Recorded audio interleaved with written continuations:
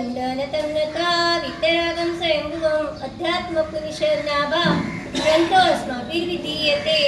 अनन्यकारी અશરણ પુરુષોને સાહેબ ધરીને પરમાત્માએ સર્વ જીવોને તારવાને માટે ધર્મ બતાવ્યો છે। પહેલા દિવસે જે દિવસે સૂત્રની શરૂઆત થઈને એ દિવસે મેં કહેલું કે મહાવીર પરમાત્માને પોતાના કેવલ જ્ઞાનની મતલબ દરેક કલ્યાણકની અંદર કાંઈક વિશિષ્ટતા રહેલી છે। કહ્યું તું ને? યાદ છે કે ભૂલી ગયા? એમાંથી મેં તમને કેટલી કીધી, કેટલી વિશિષ્ટતા કહી?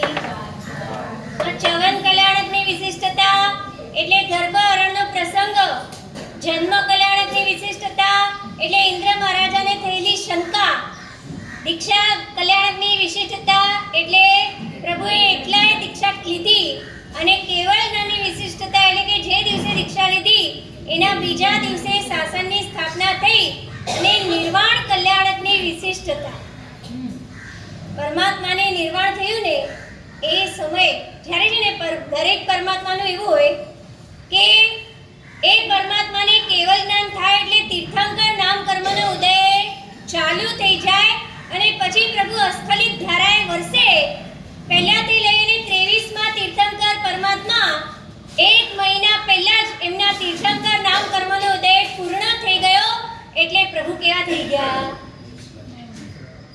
ના કેવા થઈ? વિતરક તો થઈ ગયા હતા। તીર્થંકર નામ કર્મનો ઉદય ચાલુ થાય, પ્રભુનું મૌન પૂર્ણ થાય, તીર્થંકર નામ કર્મનો ઉદય પૂરો થાય, પ્રભુનું મૌન ચાલુ। બસ તીર્થંકર નામ કર્મનું વિશિષ્ટપણું એટલે પ્રભુની દેશના આપીને જે પોતાનું તીર્થંકર નામ કર્મ ખપાવી શકે। હવે જ્યાં તીર્થંકર નામ કર્મનો ઉદય પૂર્ણ થઈ ગયો, પ્રભુને બોલવાનું પ્રયોજન પણ પૂર્ણ થઈ ગયું, અને ઋષભદેવથી લઈ કરી અને પાર્શ્વનાથ પરમાત્મા સુધીના જેટલા પરમાત્મા છે ને બધાને લગભગ 1 મહિના અગાઉ તો એમના તીર્થંકર નામ કર્મનો ઉદય પૂર્ણ થઈ ગયો હતો। કદાચ તમે શિખરજીના ખમાસમણાની અંદર જુઓ ને, ગયા વર્ષે તમે કાઢી હતી ને શિખરજીની 99 કેટલાએ કરી હતી? આમાંથી ઘણા જણાએ કરી હશે। એની અંદર દુઆમાં કે એના જે પણ આવે છે ને એની અંદર આવે છે કે અજીતનાથ પ્રભુ 1 મહિનો અનશન કરી આટલા મુનિ ભગવાનની સાથે આટલાની આ ટૂંક ઉપરથી મોક્ષમાં સિદ્ધાવ્યા। સંભવનાથ પ્રભુ 1 મહિનાનું અનશન કરી આટલા મુનિની સાથે આ ટૂંક ઉપરથી મોક્ષે ગયા। તો બધા જ પરમાત્મા 1 મહિનાનું અનશન કરીને મોક્ષે ગયા। એનો મતલબ કે એમના તીર્થંકર નામ કર્મનો ઉદય પૂર્ણ થઈ ગયો હતો। જ્યારે આપણા મહાવીર પરમાત્માનો ઊંધું આયુષ્ય કર્મ પૂર્ણ થવાને આરે હતું, પણ તીર્થંકર નામ કર્મોનું ઉદય હજી બાકી હતું, અને એટલા જ માટે પરમાત્મા અંતિમ દેશનામાં કેટલા વર્ષ્યા? 16 પ્રહર એટલે કેલ્ક્યુલેશન કરો, 16 પ્રહર એટલે કેટલું બોલ્યા ભગવાન? અહીંયા અમે 16 પ્રહર નહીં પણ સમજી લો 3 કલાક આમ કન્ટિન્યુઅસ વ્યાખ્યાન રાખીએ શું થાય? હું નથી બોલતી, તમે બોલો છો, બધા ભાગી જાય, એ તો કીધું જ નથી। તો આપણને વિચાર આવે ને કે ભગવાન 16 પ્રહર સુધી આ મંદરાધાર બોલ્યા, તો ભગવાનનો તો અતિશય હતો એટલે પરમાત્માને થાક ન લાગે, પણ જે સામે બેઠા હતા એમનો તો કોઈ અતિશય હતો? અને આપણે વિચારે 16 પ્રહર સુધી વ્યક્તિઓ બેઠા રહે, ઘરના કામ ન હોય। અહીંયા તો છે ને અમે 9 થી સમજો 9:30 થી સમજો 2 કલાક 11:30 સુધી ચલાવીને એ બધી બહેનો છે ને ઊંચી નીચે આસન ડોલાય પણ જલ્દી થઈ જાય। મારા સામે તો કંઈ ખબર નથી પડતી કે ઠા પડે, મેં ઘરે જાણો, રસોઈ બનાવો, આટલું બધું કામ બાકી છે, માસે હજી પૂરું નથી કરતા, આમ તરત શું થઈ જાય? તો પછી પરમાત્માની દેશના 16 પ્રહર ચાલી, તો ત્યારે લોકો બધા બેકાર હતા, કામ ધંધા છોડીને બેઠા હતા। શનિ રવિવાર હતો એટલે બધા આરામથી બેઠા હતા। જેમ આજે શનિવાર છે ને એમ ત્યારે પણ એવો શનિવાર કે રવિવાર હતો, બધા કામ ધંધા છોડીને બેઠા હતા। તો એક વાર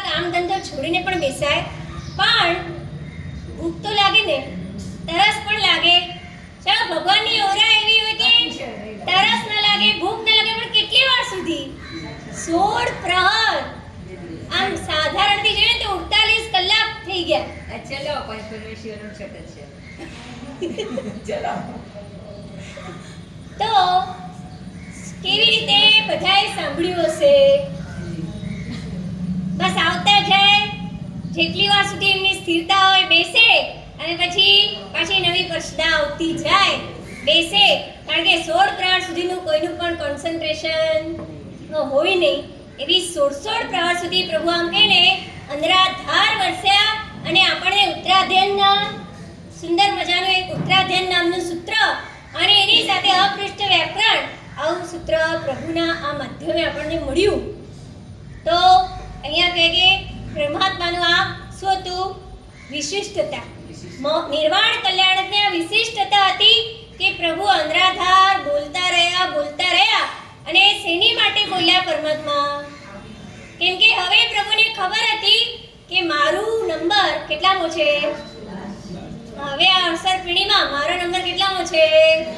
હવે પછી મારા વારસદારોને સમ્યક જ્ઞાનનો પ્રકાશ કોણ આપશે? ભલે પ્રભુ તો પોતાની છે ને, પ્રભુ ગયા પણ પોતાના દીકરાઓને તૈયાર કરીને જ ગયા હતા. પણ છતાંય પ્રભુ આટલું બોલીને ગયા, આટલું કહીને ગયા, ભવિષ્યના ભાવો બધા જણાવીને ગયા. તો આવા પરમાત્માએ આ પોતાના જીવનકાળ દરમિયાન જેટલી એમની વિશિષ્ટતા હતી ને, એ બધી વિશિષ્ટતાઓને ધ્યાનમાં રાખી જો પરમાત્માએ ઉપસર્ગો બી વધારે સહન કર્યા એમ આપણે બોલીને, આપણે ઓલા તેરસના દિવસે તમે બધા ચોઢડીઓ બોલો ને, એમાં આવે 12.5 વર્ષમાં ઘોર પરિસવ બરાબર છે. હવે મને જવાબ આપો, ભગવાને ઉપસર્ગો સહન કર્યા, આ વાત સાચી છે કે ખોટી છે? ભગવાને ઉપસર્ગો સહન કર્યા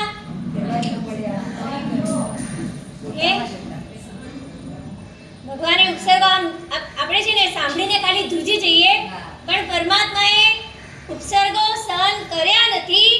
એ બધા ઉપસર્ગો વખતે પણ પ્રભુ તો ક્યાં હતા? સ્વની અંદર હતા. પ્રભુ તો છે ને શું કામ કર્યું છે?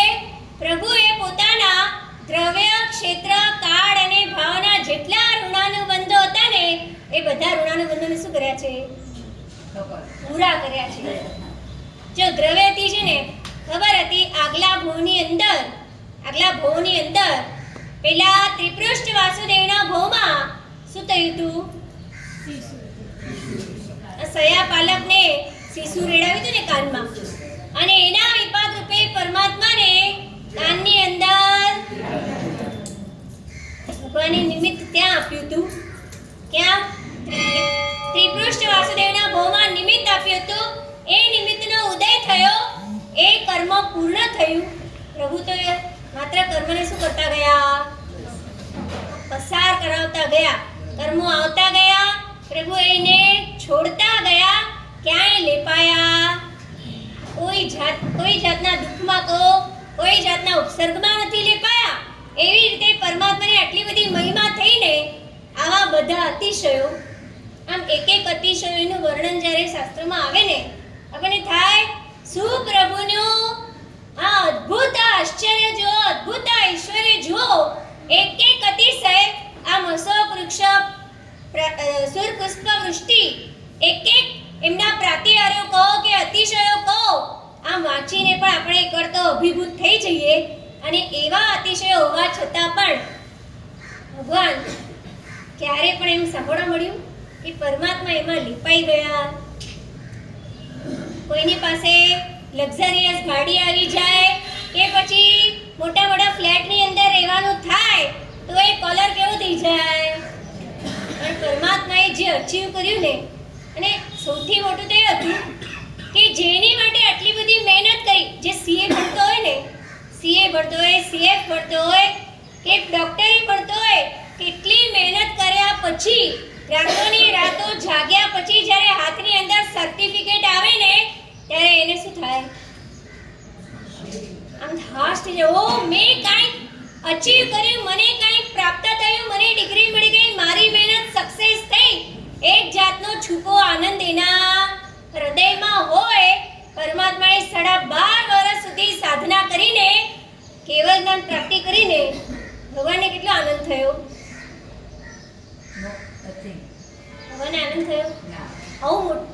કેટલી મોટી ગિફ્ટ મળી છે. આવું સરસ મજાનું કેવલ જ્ઞાન મળી ગયું, છતાંય પ્રભુને આનંદ કેટલો હતો. એ આનંદની અંદર પણ પ્રભુ લેપાયા. એટલે તો પરમાત્માને કેવા કયા? પુરુષવર પુંડરીયાણ. જેમ કમળ નિર્લેપ હોય ને, કાદવમાં ઉગા છતાં નિર્લેપ હોય, તેમ પરમાત્મા પણ કેવા હતા? ન સુખમાં ન દુઃખમાં કોઈમાં પણ લેપાયા નહીં, નિર્લેપ રહ્યા. અને એ પ્રભુએ પોતાના જીવનની અંદર દેશનાનો પ્રવાહ એવો વેવડાવ્યો કે જેના કારણે આપણને સમ્યક દર્શન ને સમ્યક જ્ઞાનનો માર્ગ ખુલ્લો થાય. અને એવા પ્રભુની દેશના પણ કેવી હોય પ્રભુની? જેમ પરમાત્માના અતિશયો કેટલા હોય? 34 હોય ને, તેમ પ્રભુની વાણી કેવી હોય? 35 ગુણથી યુક્ત હોય. એ પ્રભુની વાણીની અંદર આ ઘણા સરસ મજાના અર્થો રહેલા હોય. વાણી સાગર જેવી ગંભીર હોય, એ વાણી માર્મિક હોય. એ વાણી એવી હોય ને, જો ભગવાનના સમર્પણની અંદર જે વાણી સાંભળવા આવે ને, પ્રભુ કઈ ભાષામાં બોલે? તે વખતની પ્રભુની ભાષા કઈ હતી? અર્ધમાગધી. હવે પરમાત્માની દેશનામાં તો કેટલા બધા લોકો આવે. એ બધા લોકો અલગ અલગ જગ્યાથી આવે. અને છે ને, આપણે શ્લોક તો નાના હતા ત્યારે સાંભળ્યો હશે કે 12 ગાઉએ બોલી બદલાય, બરાબર ને? હવે જો એક આપણા કચ્છની અંદર જુઓ, એક કચ્છી ભાષાને લો, કેટલીક જાતની કચ્છી જોવા મળશે. વાગડની કચ્છી અલગ, પછી હલાર લોકોની કચ્છી અલગ, દસા ઓસવાડની કચ્છી અલગ, વિશા ઓસવાડની કચ્છી અલગ, અબડાસાની કચ્છી, એમાં પણ દસાઓમાં પણ તરતમતા. આપણી ભાષામાં એ તરતમતા. એટલે 12 ગાઉએ બોલી બધાય. પછી મારવાડની વાત લો, મારવાડીની અંદર પણ મેવાડની મારવાડ આખી અલગ. પછી તમે ભીનમાલ બાજુ જાઓ, આખી મારવાડી અલગ. ગઢ સિવાના બાજુ જાઓ, રાણી ગાંવ બાજુ જાઓ, મંડાર બાજુ જાઓ, એમની આખી અલગ. અને આ સિરોહી જિલ્લો હતો, બાડમેર જિલ્લામાં જાઓ તો એમની મારવાડી પાછી અલગ. એક બોલે પાઉં બનાવું અને એક બોલે ક્યાં બનાવું. હા, મારવાડી પણ બરાબર કે નહીં? તો અહીંયા પછી ગુજરાતની અંદર પણ કાઠિયાવાડી ગુજરાતી અલગ, બનાસકાંઠાની ગુજરાતી અલગ, ભાવનગરની ગુજરાતી અલગ. આમ આટલી બોલીઓ બદલાય. પ્રભુના સંવત્સરણમાં બધી ભાષાના જાણકાર હાજર હોય તો અહીંયા પ્રભુ જે બોલે એ બધાને સમજાય, બરાબર છે? કઈ ભાષામાં સમજાય? તો હવે મારે છે ને તમે એક પ્રશ્ન કરો છે કે પ્રભુ બોલે એ બધાને પોતપોતાની ભાષામાં સમજાય, એવું દેવો એવો અતિશય કરે, તો એના બદલે આવો અતિશય ન કરાય કે પ્રભુ જે ભાષામાં બોલે ને એ ભાષા જ બધાને સમજાઈ જાય. તમે સમજ્યા? તમે નહીં બોલે, જેને ખબર છે. જેને નથી ખબર એને પૂછ્યું છે. પ્રભુ જે ભાષામાં બોલે એ બધાને પોતપોતાની ભાષામાં સમજાય, પણ એવો અતિશય ન કરી શકીએ કે પ્રભુ જે ભાષા બોલે અર્ધમાગધી જ બધાને સમજાઈ જાય. આવું થઈ શકે કે ન થઈ શકે? પ્રભુ છે. જો પાર્લામેન્ટની અંદર પણ છે ને, વડાપ્રધાન કોઈ બી ભાષાના હોઈ શકે કે નહીં? અત્યારે મોદી સાહેબ ગુજરાતના છે, એવી રીતે કોઈ બી ભાષાના હોય. હવે એ પોતાની ભાષામાં વક્તવ્ય આપતા હોય, તે વખતે જેટલા પાર્લામેન્ટના સદસ્યો બેઠા હોય ને, એ બધાની પાસે એક હોય કે જેની અંદર એની ભાષામાં એ વસ્તુ ટ્રાન્સફર થઈને આવે. એટલે જે વડાપ્રધાન બોલતા ને એમની પોતાની ભાષામાં ટ્રાન્સફર થઈને આવે. એના કરતા એવું ન થઈ શકે કે બધાને એમની ભાષા જ સમજાઈ જાય.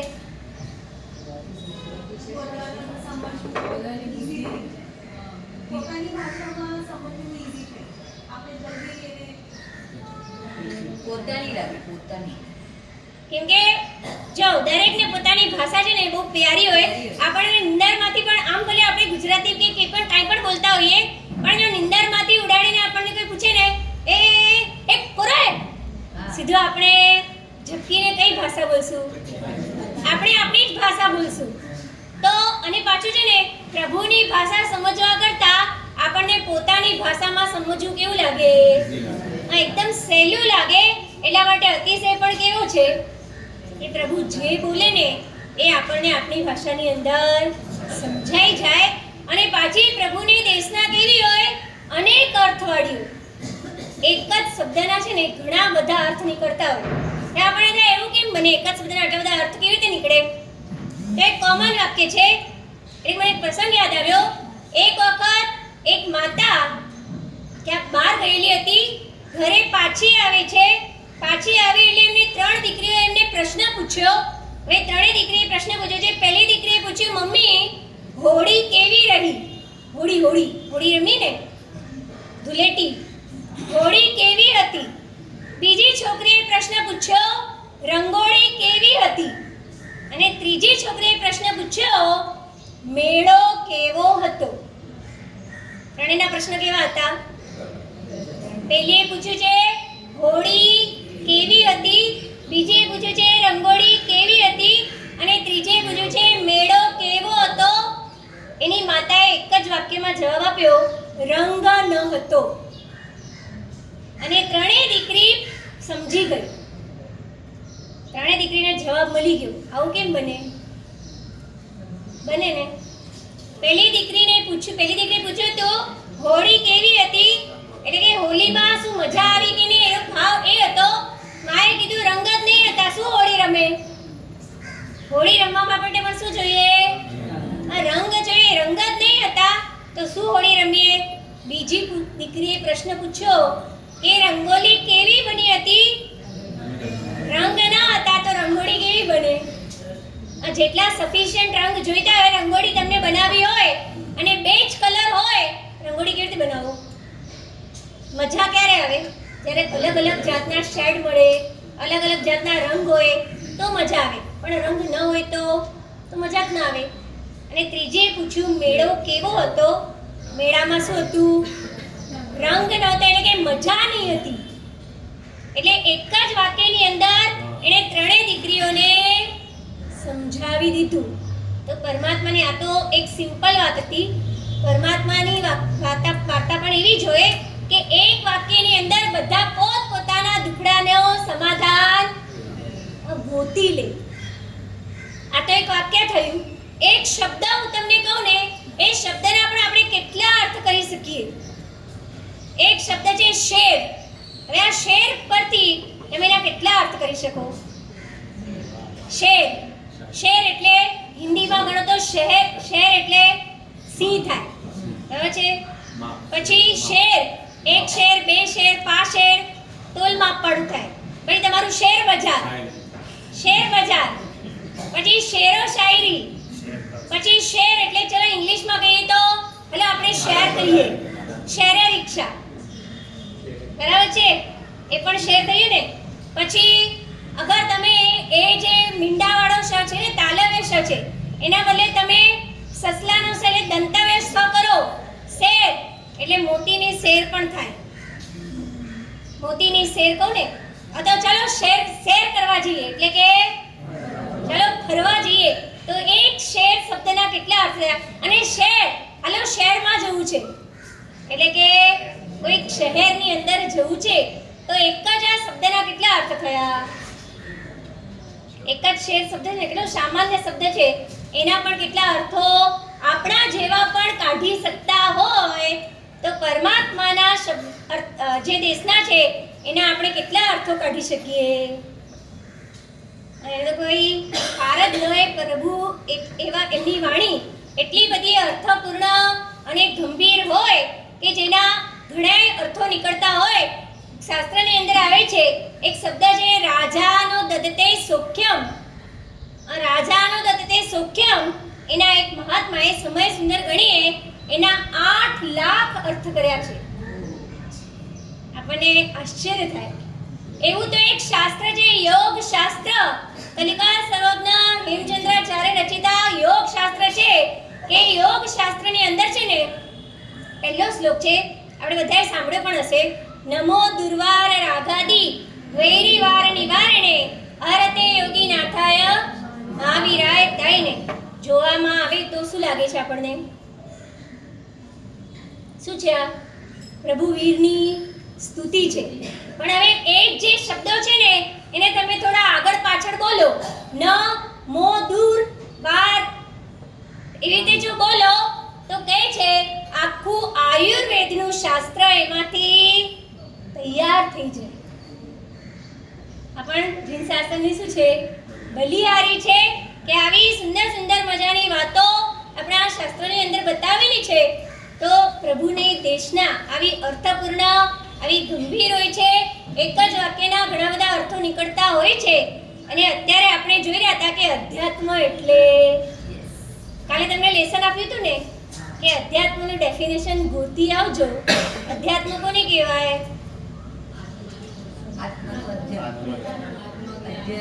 ચાલો તમારી વાત બી આજે ને કેવું છે, તમે જે આપશો વ્યાખ્યા એ બધા તમે શાસ્ત્રો વાંચીને આવ્યા હશો કે ક્યાંકથી પણ મહાત્માના મુખેથી સાંભળીને આવ્યા હશો, પૂછીને આવ્યા હશો.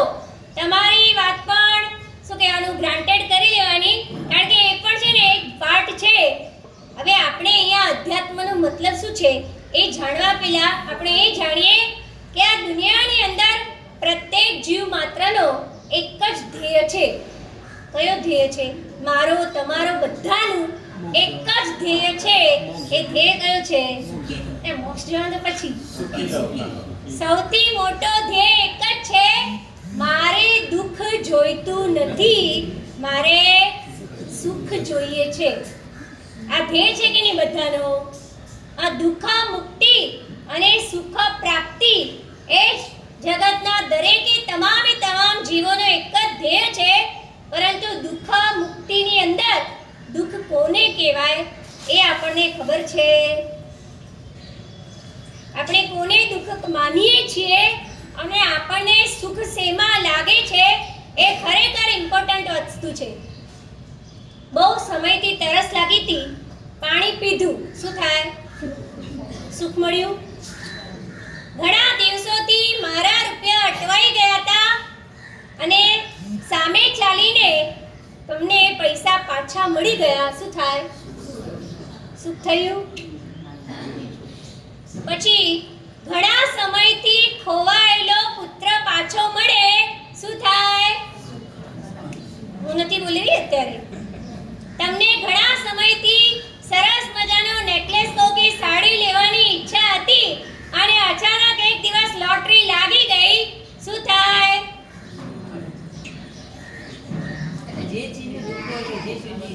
ના, એ કહું છું. અત્યારે આપણે વિચારીએ કે આપણે છે ને સુખ કોને માનીએ છીએ. સાચી વાત છે કે ખોટી વાત? તમને ઈચ્છા હતી કે મને આ જોઈએ અને કોઈને કીધા વગર તમારી સામે હાજર થઈ જાય તો શું થાય? સુખ લાગે ને આપણને. તો સુખ એને કહેવાય.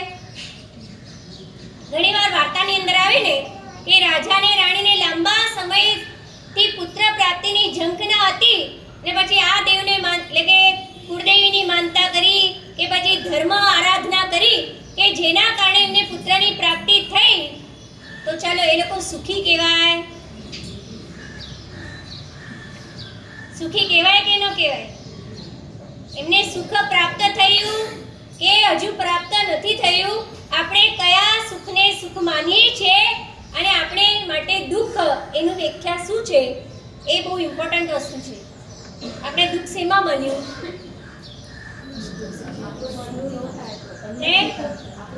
આપણું ધાર્યું ન થાય તો આપણે દુઃખી.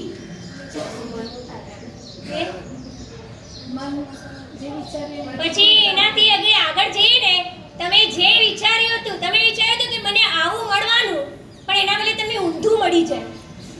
જેમ છે ને, એકવાર એવું થયું, એક સાસુ હતી, એના ઘરે પેલા જમાઈ રાજા જમવા આવ્યા હતા. હવે બન્યું એવું કે જમવા માટે આવ્યા છે, હવે સાસુને છે ને જમાઈ આવે એટલે આમ બહુ હોશ થાય. સરસ મજાની વાનગી બનાવી નાખી, ઘણી બધી વાનગીઓ પીરસી. હવે વરસાદનો સમય હતો, એટલે કે કહીને મોન્સૂન ચાલુ હતી. એ વરસાદના સમયમાં સૌથી વધારે મળે શું? ભજીયા તો મળે, પણ એની સાથે સાથે આપણે નાના હતા ને આપણે બોલતા હતા, તમને યાદ હોય તો, આવરે વરસાદ એ કર્યો વરસાદ, અને બધા જ બોલતા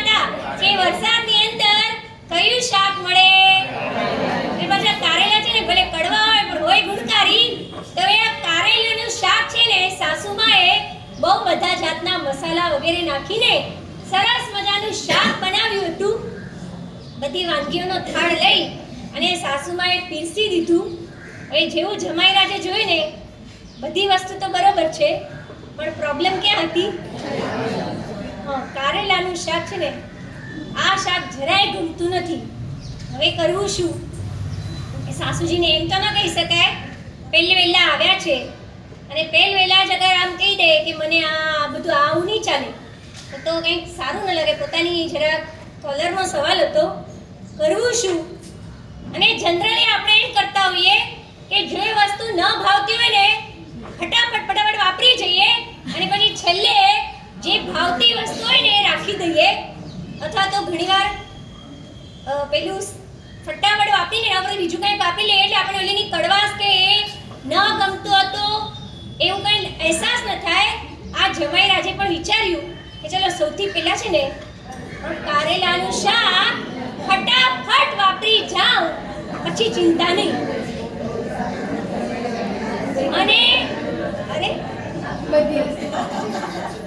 અને પછી છે દાદા સમજી ગયા ને આગળ બોલતી નથી.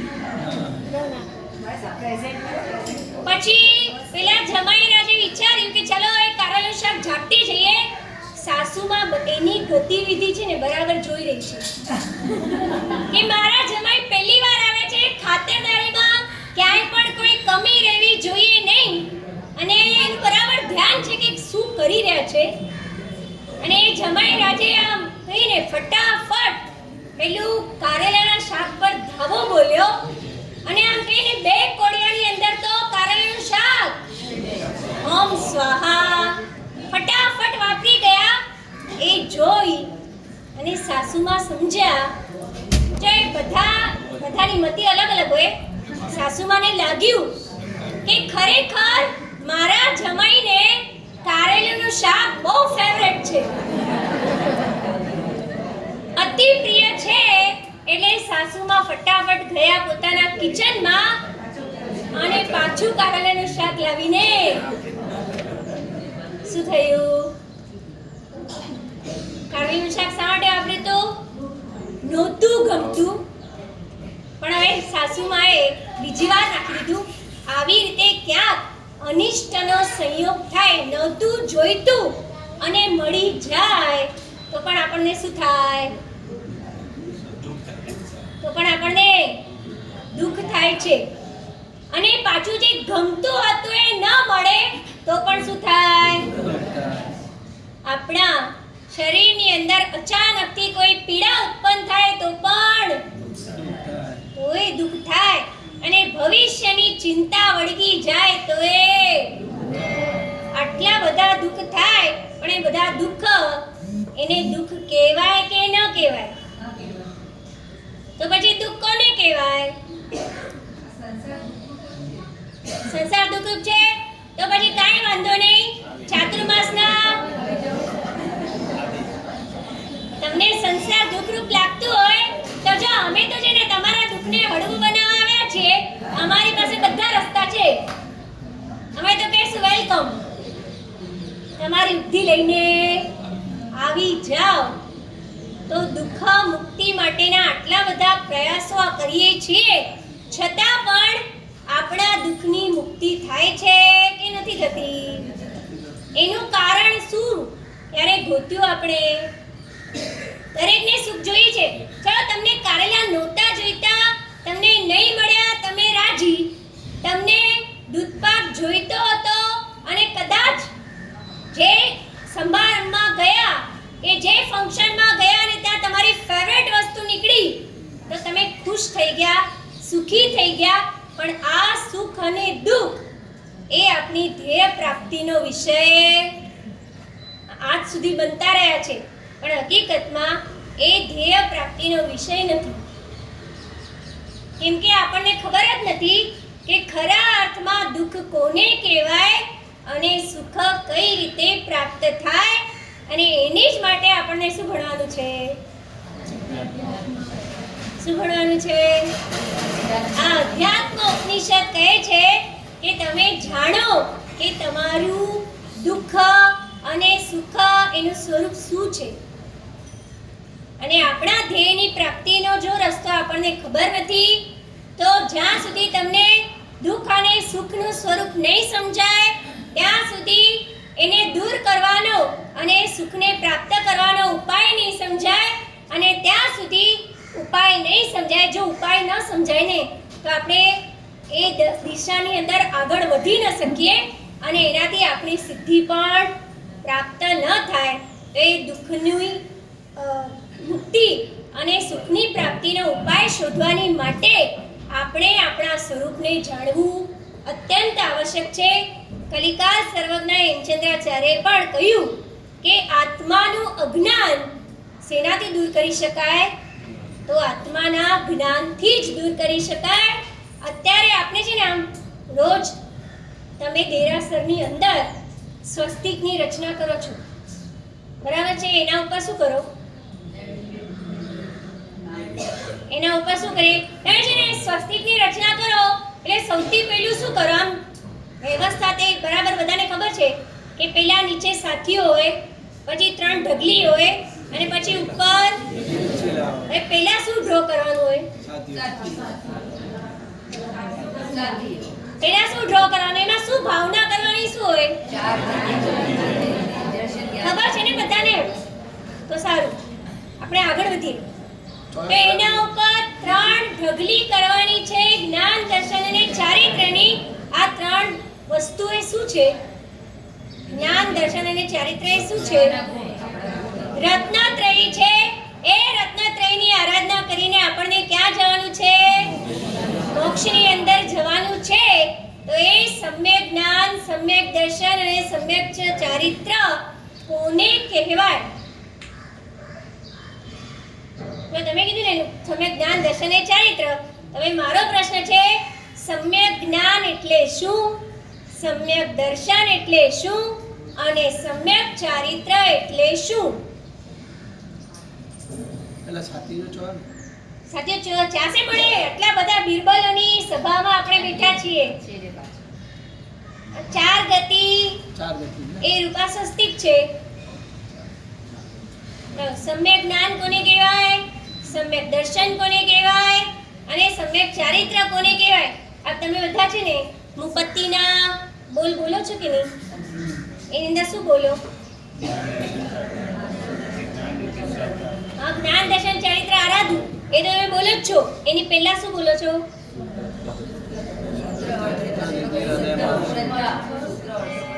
નહીં,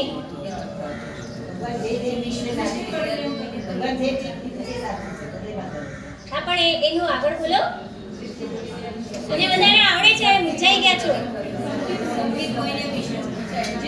આગળ આગળ. અરે નથી. સુદેવ, સુગુરુ, સુધર્માતુ. તમે સમ્યક દર્શનની સ્થૂળ વ્યાખ્યા શું કરો? આપણે સમ્યક દર્શન કહીએ કોને? જે જેવું છે એવી રીતે જો. અરે એકદમ સિમ્પલ ભાષાની અંદર આપણે જાણવું છે. બસ દેવ, ગુરુ અને ધર્મ પ્રત્યેની શ્રદ્ધા. આપણે એને શું માનીએ છીએ? અત્યારના ભાષાની અંદર આપણે કહીએ ને એકદમ મોટી મોટી ભાષાની અંદર કોઈને પણ આપણે સિમ્પલથી સમજાવવું છે, એક નાના બાળકને પણ સમજાવવું છે કે સમ્યક દર્શન કોને કહેવાય, તો આપણે એને શું કહીશું? કે ભાઈ સુદેવ, સુગુરુ અને સુધર્મને જે માને એને સમ્યક દર્શન કહેવાય. હવે સુદેવ એટલે આપણે પછી એની વ્યાખ્યા પણ એને સમજાવીએ કે દેવ કોને માનવા, ગુરુ કોને માનવા અને ધર્મ કોને માનવા. બરાબર છે? આટલી સિમ્પલ ભાષાથી આપણે સમજાવીએ અને આપણે પણ સમજતા હતા કે સુદેવ, સુગુરુ અને સુધર્મને માનવું એનું જ નામ સમ્યક દર્શન છે. પણ અહીંયા હવે આપણે થોડું શું કહીએ, સ્કૂલમાંથી હવે આગળ વધ્યા છીએ ને આપણે, તો આપણે હવે સ્થૂલમાંથી ક્યાં જવાનું છે? સ્કૂલમાંથી કોલેજમાં જવાનું છે. જો રસીલાબેન આવડી ગયો કે એણે સ્કૂલમાંથી કોલેજમાં મને જેટલી ઉંમર અચેવી છે. એ સુદેવ, સુગુરુ આટલું તો આપણે પહેલા માનતા હતા અને ખોટું છે એવું નથી કહેતી, પણ હવે એનાથી એક સ્ટેપ આપણે આગળ વધવાનું છે. અને એની અંદર આત્માને માનવું, આત્માને જાણવું અને આત્માને માણવું એ સમ્યક જ્ઞાન, દર્શન અને ચારિત્ર છે. આત્માને નથી જાણતા એ અજ્ઞાન છે અને આત્માને જાણવું એટલે સમ્યક જ્ઞાન. આત્માને નથી માનતા એ શું છે? મિથ્યાત્વ છે. આત્માને માનવું એનું નામ છે સમ્યક દર્શન. આત્માને નથી માણતા, માણતા એટલે આત્મામાં નથી રમતા, એ આપણું અવિરતિ છે, એટલે કે અચારિત્ર છે. આત્મામાં રમવું એને શું કહેવાય? સમ્યક ચારિત્ર. ફરી રિપીટ કરું. આત્માને નથી જાણતા, આત્માને નથી જાણતા એ અજ્ઞાન છે. આત્માને જાણવું એટલે સમ્યક જ્ઞાન. આત્માને નથી માનતા, માનતા જ નથી, એ શું છે? મિથ્યાત્વ છે. આત્મા નામની ચીજ, આત્મ તત્વને માનવું એને શું કહેવાય? સમ્યક દર્શન. અને ત્રીજા નંબરની અંદર આત્માને નથી માણતા, એટલે કે આત્માને નથી, એના સ્વરૂપને નથી માણતા, એ અચારિત્ર એટલે કે અવિરતિ છે. આત્માને માણવું એ શું છે? સમ્યક ચારિત્ર. અને આ રત્નત્રયી, એ જ રત્નત્રયની સાધના આપણને આ ભવની અંદર કરવાની છે. અને એની માટે જો જ્ઞાન, દર્શન અને ચારિત્ર રૂપી જે આ રત્નત્રયી છે એની સાધના કરવાને માટે આપણને આ મનુષ્ય ભવ મળેલો છે. અને આ મનુષ્ય ભવની અંદર આ જ રત્નત્રયની આરાધના કરવાને માટે, અને આપણને આ આરાધના સુલભ થાય ને એની માટે પ્રભુ વીરે પણ પોતાના ઉપદેશની અંદર અધ્યાત્મ માર્ગનો ઝરણું વહાવ્યું. એની સાથે સાથે પછીના જે મહાત્માઓ થઈ ગયા ને એ બધા મહાત્માઓએ પણ અધ્યાત્મ વિશે પોતપોતાની ભાષાની અંદર ઘણું બધું લખ્યું છે. એની અંદર પૂજ્ય હરિભદ્ર સુરીશ્વરજી મહારાજા સાહેબે પણ અધ્યાત્મ યોગ વિશે ઘણા બધા ગ્રંથો લખેલા છે. ત્યાર પછી કલિકા સર્વજ્ઞ હેમચંદ્રાચાર્ય પણ યોગ ઉપર ઘણા બધા પુસ્તકો લખેલા છે. અને એ જ કેડીમાં આગળ વધતા યશો વિજયજી મહોપાધ્યાય પણ અધ્યાત્મથી શરૂ થતા 4 ગ્રંથો લખ્યા છે. અધ્યાત્મ સાર, અધ્યાત્મ ઉપનિષદ, અધ્યાત્મ મત પરીક્ષા અને આધ્યાત્મિક મત પરીક્ષા. આ 4 ગ્રંથો એમણે રચ્યા છે. અધ્યાત્મ કલ્પદ્રુમ નહીં, અધ્યાત્મ હમણાં 4 નામ જે મેં કીધા ને એ 4 નામ. અધ્યાત્મ સાર, અધ્યાત્મ ઉપનિષદ જે આપણે અહીંયા શ્રવણ કરવાના છીએ, અધ્યાત્મ મત પરીક્ષા અને આધ્યાત્મિક મત પરીક્ષા. થોડા નામ એવા છે પણ બધાના નામની શરૂઆત ક્યાંથી થાય છે? અધ્યાત્મથી. અને એમાંના જે છેલ્લા 2 ગ્રંથો છે ને, અધ્યાત્મ મત પરીક્ષા અને આધ્યાત્મિક મત પરીક્ષા, એ ગ્રંથો તો એમણે ખંડન માટે રચ્યા છે. દિગંબર મતના ખંડનની માટે, એમની જે માન્યતાઓ છે એના ખંડન માટે. કારણ કે આપણા મહાત્માઓ છે ને આવા ગ્રંથો બહુ ઓછા રચ્યા છે. શ્વેતાંબર સંપ્રદાયની અંદર ખંડનાત્મક રચના બહુ ઓછી છે. પરંતુ કેટલીક વાર છે ને મૌન જાળવી રાખવું પણ મુશ્કેલ હોય છે. કારણ કે જો આપણા ઉપર સતત પ્રહાર થતા હોય અને જો જે પ્રજા છે બીજા માર્ગે ફંટાતી હોય, અવળા માર્ગે ફંટાતી હોય, તો એમને પાછી સુવ્યવસ્થિત કરવાને માટે આવી રચનાઓ જરૂરી છે. એટલે તે સમયને અનુસરીને યશો વિજયજી ઉપાધ્યાયે આવા ખંડનાત્મક ગ્રંથની પણ રચના કરી છે.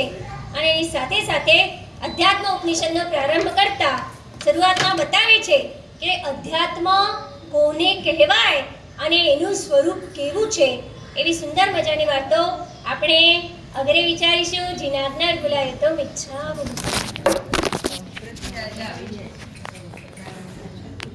દ્વાર પર આવી જાય સંપત્તિ. દ્વાર પર આવી જાય સંપત્તિ. એટલો જ ગણી નિખિલભાઈ બેવ હાય પોઠિયા